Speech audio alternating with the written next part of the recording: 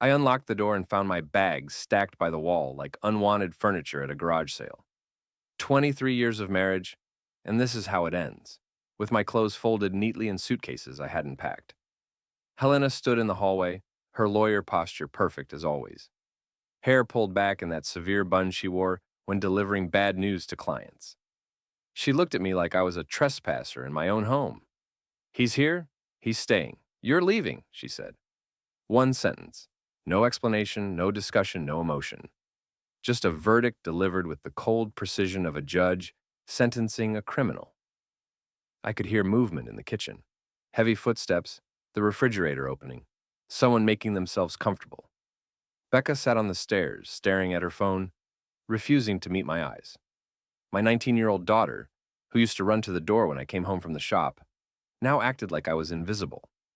Who's here? I asked, though the answer was already crawling up my spine like ice water. Dane, Helena said. He's moving in. You're moving out. Tonight. Dane Huxley, the personal trainer from Helena's gym. 6'2" of spray tan muscle and protein powder arrogance. I'd met him twice at Helena's office parties, where he spent the evening flexing for the secretaries and talking about his fitness empire. This is my house, I said. My name's on the deed. Helena's smile was sharp enough to cut glass. Your name's also on the divorce papers I filed this morning. Dane's helping me through this difficult transition. Mrs. Ketchel from next door was probably pressed against her window right now, taking notes for tomorrow's gossip session. The whole street would know by breakfast that Corbin Findler got thrown out of his own home by his wife and her boy toy. I looked at Becca, hoping for some sign of the daughter who used to help me fix cars in the garage. She finally looked up from her phone. Dad, just go. You're making this harder than it has to be? Making it harder.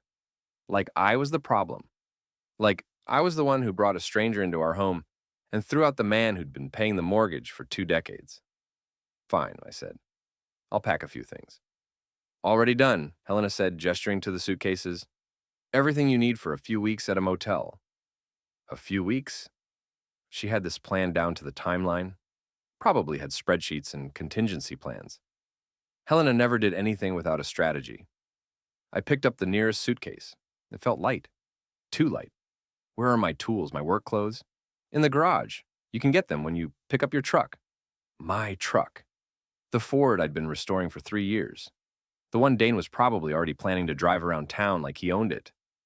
I'll be back for the rest of my things, I said. Call first, Helena replied. We'll arrange a time that works for everyone. Everyone. Meaning her and her new live-in boyfriend. In the house I'd been paying for while she was sneaking around behind my back. I walked to the door, stopped, and turned back. Helena was already walking toward the kitchen, toward the sound of Dane rummaging through my refrigerator. Becca had gone back to her phone, probably posting about her dramatic family situation for her social media followers. Helena, I called. She turned, eyebrows raised like I was interrupting something important. This isn't over, she shrugged.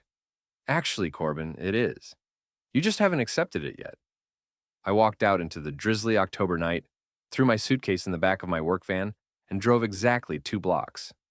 Then I pulled over, reached into my glove compartment, and pulled out the phone number I'd hoped I'd never need. Mitchell, it's Corbin Findler. Remember when you said if I ever needed a favor, all I had to do was call? Well, I'm calling, and I need you to bring backup. Mitchell Crane owed me big. Last year, when his wife caught him cheating and tried to take half his law practice, I'd provided the security footage that proved she'd been stealing from his client trust fund. He'd kept his practice, his reputation, and most of his assets. Now, it was payback time. What kind of backup? Mitchell asked. The kind that knows family law, property rights, and how to file emergency motions at midnight, and bring someone who specializes in fraud. I think we're going to need them. How fast do you need this? I looked back toward my house, where the lights were on and my replacement was probably putting his feet up on my coffee table. 3 hours. And Mitchell? Bring cameras. This is going to get interesting. At 11:47 p.m., I returned to my house with an entourage that would make Helena's legal training look like a community college course. Mitchell Crane in his $1,000 suit, Rebecca Torres from the county prosecutor's office, Officer Larkin from the local police, and a locksmith named Eddie who specialized in emergency property disputes. The house was dark, except for the living room, where I could see the blue glow of the television through the curtains. Dane's motorcycle was parked in my driveway like he owned the place. "Remember," Mitchell said as we walked up the front steps, "you're not here for revenge. You're here to protect your legal interests and ensure proper documentation of marital assets." "Right," I said. "Legal interests." I rang the doorbell. My own doorbell. The absurdity wasn't lost on me. Helena answered in her bathrobe, hair down, looking like she'd been having a cozy evening with her new boyfriend. Her face went from annoyed to shocked to furious in about 2 seconds. "What is this?" she demanded. "Mrs. Findler," Mitchell said, stepping forward. "I'm Mitchell Crane, representing your husband in this domestic matter. We're here to serve emergency court orders and ensure proper documentation of marital property. It's 11:47 at night." "Emergency orders don't keep business hours," Rebecca Torres said, producing a thick folder of documents. "We have judicial authorization for immediate property preservation, asset freezing, and guest removal pending formal divorce proceedings." Helena's face went pale. Behind her, I could see Dane standing in the hallway in his underwear and a tank top, looking like he'd rather be anywhere else. "You can't just—" "Actually, we can," Mitchell interrupted. "Your husband has provided evidence of unauthorized asset access, undisclosed financial changes, and introduction of non-family members into the marital residence without consent. The court takes these matters very seriously." Officer Larkin stepped forward. "Ma'am, I'm going to need to see some identification from your guest, and then he's going to need to collect his belongings and leave the premises." "This is harassment," Helena snapped. "No," I said, speaking for the first time since we'd arrived. "This is Tuesday night. Harassment would be if I'd waited until Wednesday morning when Mrs. Ketchell could get a better view." Sure enough, Mrs. Ketchell's porch light was on, and I could see her silhouette in her front window. By tomorrow, the whole neighborhood would know that Helena's midnight eviction had backfired spectacularly. Eddie the locksmith was already at work, installing new locks and setting up a property seal that would require court authorization to break. Rebecca was photographing everything with a professional camera, documenting the scene for legal purposes. Dane emerged from the house 10 minutes later, carrying a gym bag and looking like a scolded teenager. His motorcycle roared to life, probably waking up half the street, and disappeared into the night. "The locks are sealed," Eddie announced. "Nobody enters or removes anything without court supervision until the asset inventory is complete." Helena stood in her own doorway, watching her carefully planned coup collapse in real time. "You can't lock me out of my own house." "Your house?" Mitchell asked, consulting his paperwork. "According to county records, this property is owned jointly by Corbin and Helena Findler. Your husband has filed for emergency exclusive occupancy pending asset division. You'll need to find alternative accommodations until the court hearing." "When's the hearing?" she asked. 9 a.m. tomorrow, Rebecca said. "Judge Morrison's courtroom. I'd recommend bringing your own attorney." Helena looked at me with pure hatred. "You planned this." "No," I said. "I reacted to this. You planned this when you decided to move your boyfriend into our house and throw me out like garbage. I just responded with better lawyers." Becca appeared behind Helena, still in her pajamas, looking confused and scared. For a moment, I felt sorry for her. This wasn't her fight, and she was getting caught in the crossfire. "Dad, what's happening?" "Your mother tried to evict me from my own house," I said. "I'm making sure that doesn't happen until a judge decides what's fair." "Can I get some clothes?" Becca asked. "Of course," Rebecca said. "Officer Larkin will escort you inside to collect personal items. But nothing else leaves the house until the inventory is complete." As Becca gathered her things, Helena pulled out her phone and started making calls. Probably calling her parents, her lawyer, maybe even Dane to come back and cause trouble. But it was midnight on a Tuesday, and most people were asleep. "Mrs. Findler," Mitchell said, "I'd recommend getting a hotel room for tonight. This process could take several days." Several days? Asset inventory, financial auditing, property appraisal. The court wants a complete picture before making any decisions about occupancy or asset division. Helena's phone rang. She answered it quickly, walking away from us to have a private conversation. I could hear fragments. completely blindsided me. Need somewhere to stay. Tomorrow morning. When she hung up, she looked defeated. My parents' house is an hour away. I can't drive there tonight.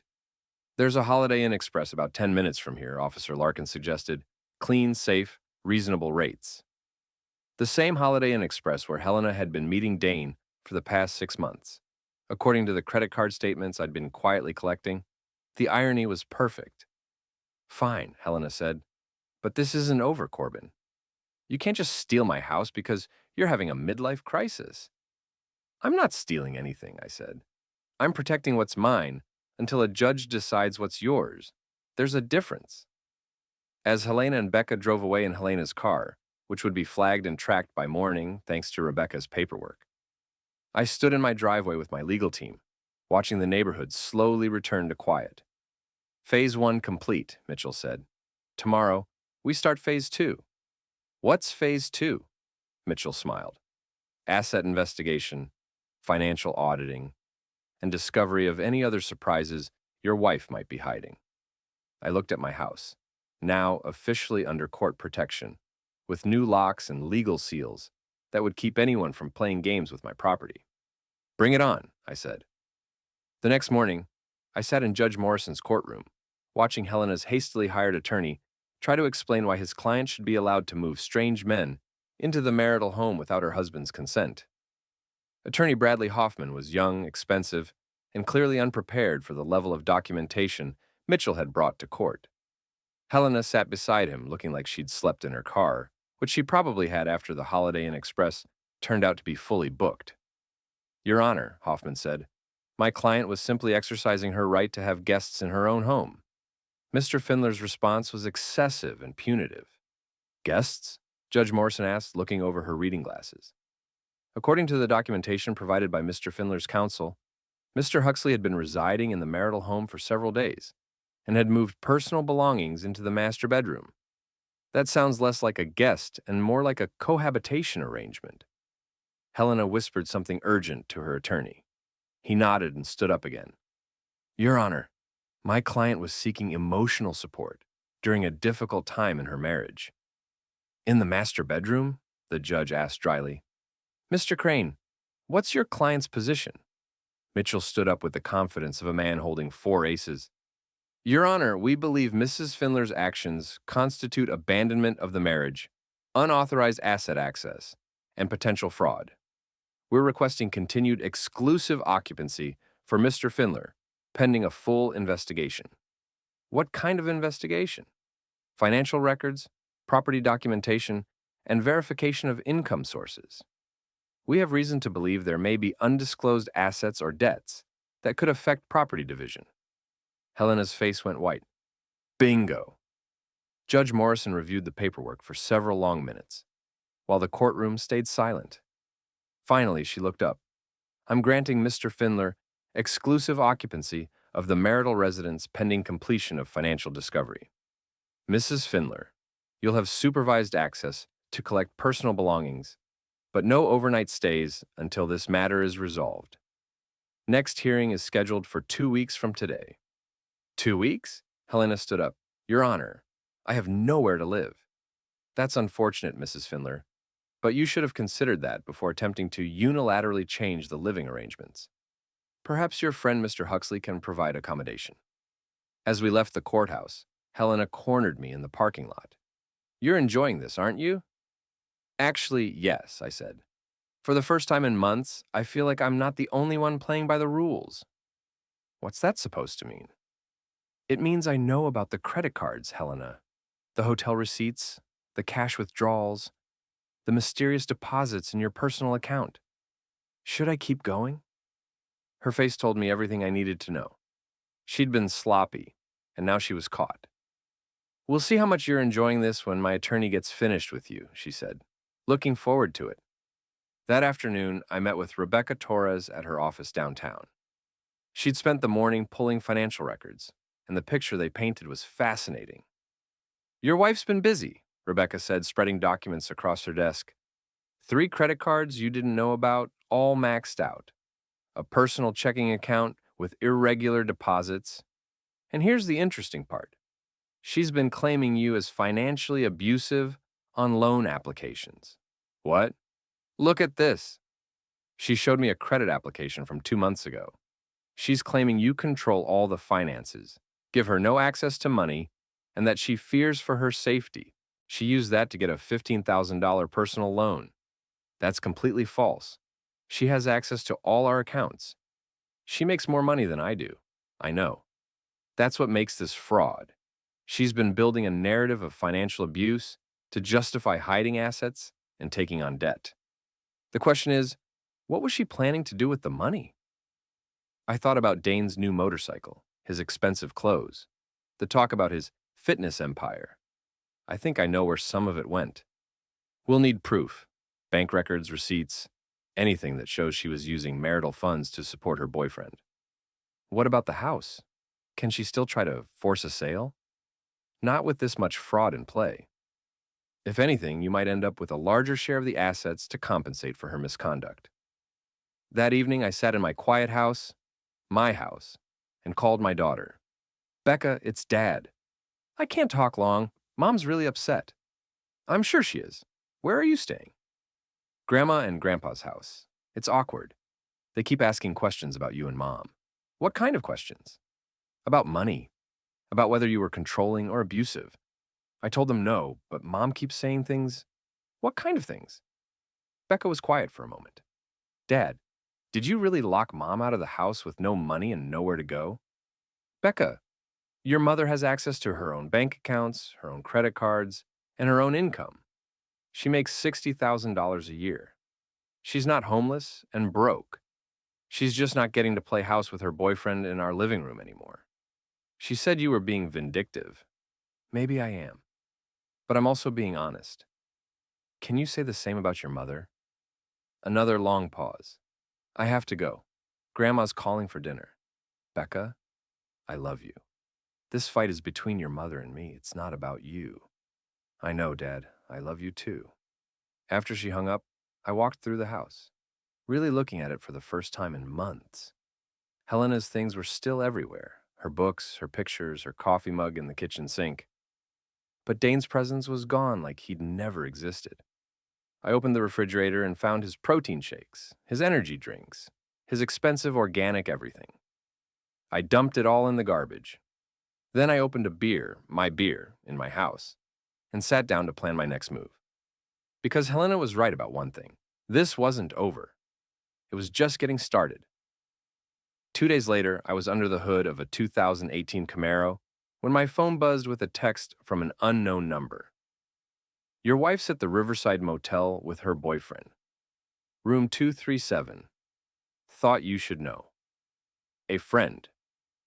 I wiped my hands on a shop rag and considered my options. I could ignore it, let the lawyers handle everything through proper channels. Or I could gather a little evidence of my own. 20 minutes later, I was parked across from the Riverside Motel with my phone camera ready. Sure enough, Helena's silver Accord was parked outside room 237, right next to Dane's motorcycle. I didn't need to see anything explicit. Just the fact that she was here, at a cheap motel, spending marital funds on her boyfriend while claiming poverty to the court, was enough. I took photos of the vehicles, the room number, the timestamp. Then I called Mitchell. I've got something you'll want to see, I said. What kind of something? The kind that proves Helena's been lying to the court about her financial situation. I'll be right there. Mitchell arrived with Rebecca and a professional photographer. We documented everything. The vehicles, the room, the credit card transaction, when Helena paid for another night at the front desk. This is perfect, Rebecca said. She's claiming hardship while spending money on hotel rooms for her boyfriend. Judge Morrison is going to love this. But I wasn't satisfied with just photographs. Helena had humiliated me, thrown me out of my own house, and tried to paint me as an abuser. She deserved something more personal. That night, I drove to Dane's apartment complex. His motorcycle was parked in its usual spot, and his ground floor apartment had lights on. I could see him through the window, working out with expensive equipment that probably cost more than most people's cars. I didn't do anything dramatic. I just loosened his tire valves enough to flatten them slowly, then put a note under his windshield. Stop taking things that don't belong to you. Next time won't be so gentle. The next morning, Mitchell called with news. Helena's attorney wants to meet. They're ready to negotiate. Already? Your wife's been doing some math. Between the fraud evidence, the asset hiding, and the adultery documentation, she's looking at losing most of the marital property. She wants to cut a deal.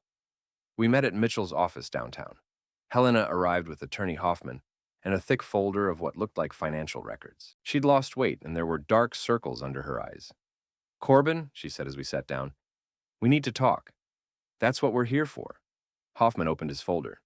My client is prepared to offer a 60-40 split of marital assets in your favor, with her retaining the house and you taking the larger share of financial accounts. Counter proposal, Mitchell said immediately. 80-20 split in my client's favor. He keeps the house, and Mrs. Findler assumes responsibility for all the fraudulent debt she accumulated. That's completely unreasonable, Hoffman protested. What's unreasonable, Rebecca interjected, is your client committing loan fraud, hiding assets, and using marital funds to support her extramarital relationship. We have documentation of all of it. Helena looked at me directly. Corbin, please. I made mistakes, but we can work this out without destroying each other. You already tried to destroy me, I said. You threw me out of my own house, moved your boyfriend into my bed, and told our daughter I was abusive. Now, you want to negotiate? I was confused, emotional. I wasn't thinking clearly. You were thinking clearly enough to file loan applications claiming I was financially abusive. You were thinking clearly enough to hide $15,000 in debt. You were thinking clearly enough to plan my eviction down to the packed suitcases. Helena's composure cracked. Fine. You want to be vindictive? Let's be vindictive. Bradley, file the countersuit. Claim abandonment, emotional distress, everything we discussed. Helena, Hoffman said quietly, I don't think that's wise given the evidence they have. I don't care about the evidence. He's trying to take everything. Actually, I said, I'm trying to keep what's mine. There's a difference. The meeting ended with no agreement. As we packed up our papers, Helena made one last attempt. Corbin, what about Becca? She's caught in the middle of this. Becca's an adult. She can make her own decisions about who to believe and who to trust, just like I did. That evening, Becca called me. Dad, Mom's really upset. She's staying at Grandma's house, and Grandpa's threatening to kick her out if she doesn't get her life together. What does getting her life together mean? Ending things with Dane, finding her own place, stopping the legal fights. And what does she say to that? She says you've turned everyone against her, and she's the victim here. I could hear the exhaustion in my daughter's voice. This was hard on her, and I hated that. But I also wasn't going to let Helena rewrite history to make herself the injured party. Becca, I'm going to ask you something, and I want you to think carefully before you answer.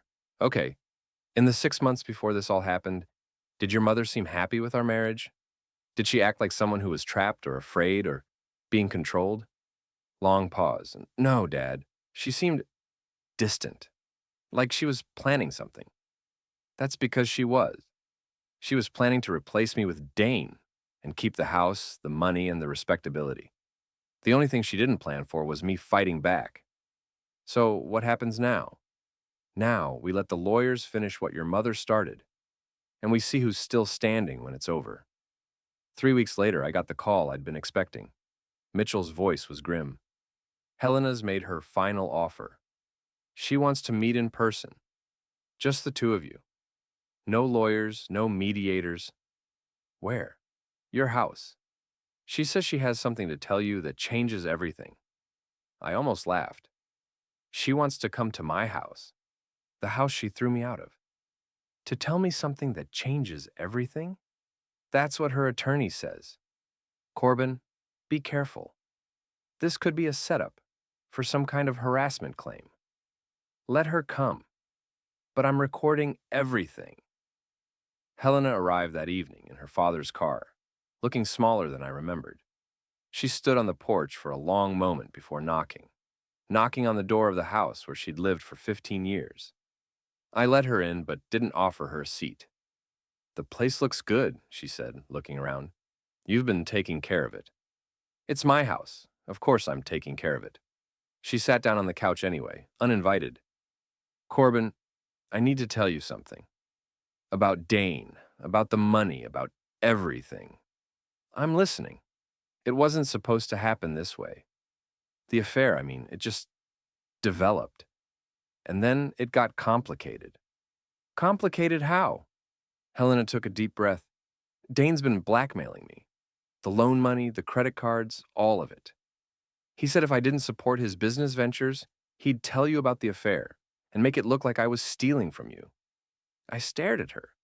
You're claiming you're a victim of the man you moved into our house? I know how it sounds, but it sounds like you're lying. Again, I can prove it. She pulled out her phone. I have text messages, recordings of conversations. He threatened to ruin my career, destroy my relationship with Becca, everything. I looked at the phone screen. There were indeed text messages from Dane, demanding money, making threats. But the timestamps told a different story. Helena, these messages are all from the past week. The loan applications were from 2 months ago. The hotel receipts go back 6 months. You're trying to rewrite history. Her face collapsed. Okay, fine. It started as an affair, but it became something else. He became controlling, demanding. I couldn't get away from him. So you decided to get away from me instead? I thought if I could make a clean break, start over, I could handle Dane on my own. By throwing me out and moving him in, I wasn't thinking clearly. I walked to the window, looking out at the street where Mrs. Ketchel was probably watching from behind her curtains. Helena, do you know what the worst part of this whole situation is? Tell me. It's not the affair. It's not even the money. It's that you thought I was stupid enough to just walk away and let you have everything. I never thought you were stupid. You thought I was weak. You thought I'd roll over and accept whatever scraps you decided to throw me.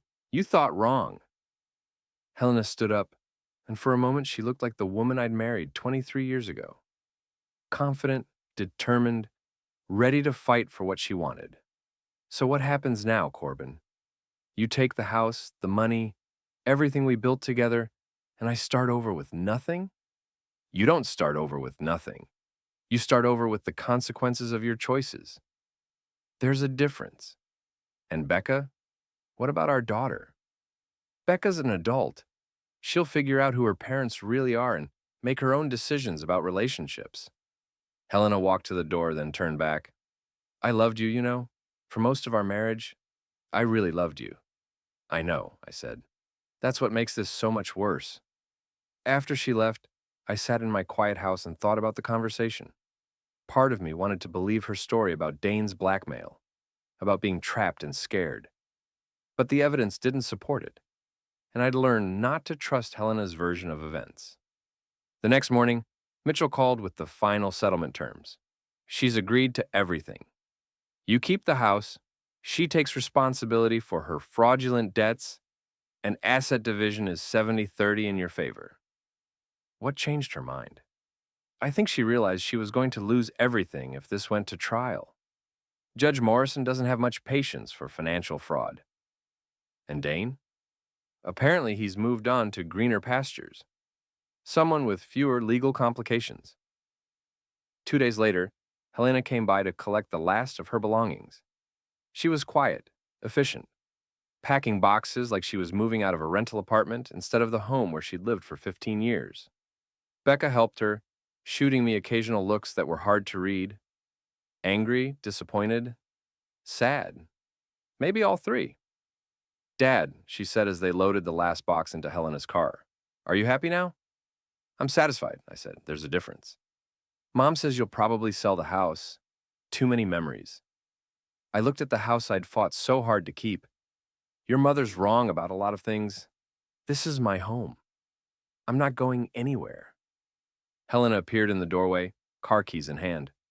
Corbin, for what it's worth, I'm sorry. About all of it. I know you are, but sorry doesn't change anything. No, I suppose it doesn't. She got in her car and drove away. Becca lingered on the porch. Will you be okay, Dad? I'll be fine. What about you? I don't know yet.